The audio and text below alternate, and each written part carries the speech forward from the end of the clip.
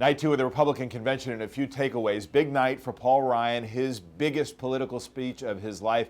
And it's very clear that he will lead the ideological charge against President Obama. He did that tonight. The hall loved it. The hall came alive. Really the official start of this convention in terms of the excitement in the hall. And perhaps it really sets up Mitt Romney to not as directly attack President Obama, but to talk more about his biography, more about his own vision for the country, and again, that roadmap for how to get there, which I think is significant. You know, one of the knocks against Paul Ryan, I think, will be, as this plays out, ideological amnesia, as he makes the case against Obama, as he talks and reflects the new strain and the new soul of the Republican Party being about fiscal conservatism, the fact that he uniquely voted for a lot of Bush-era policies that accumulated so much of that debt, very little in the way of a tough statement to Republicans about the role that they played in getting us to a place where this had to be such a huge concern for the United States and a liability for the country as well.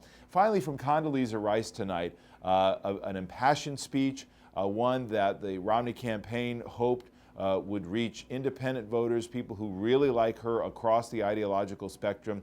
She also said some things to the party that were tougher statements about the need for compassion in the immigration debate, things that only got light applause here, but that are meant to try to showcase the brand of the Republican Party beyond what people associate with it, not only an appeal to women, to Latinos, to minorities, as a broader party with broader appeal. She talked a lot about education as well. Didn't talk a lot about foreign policy or about the wars in Afghanistan and Iraq that she helped drive as the National Security Advisor to President Bush, and where there's still a lot of unfinished business.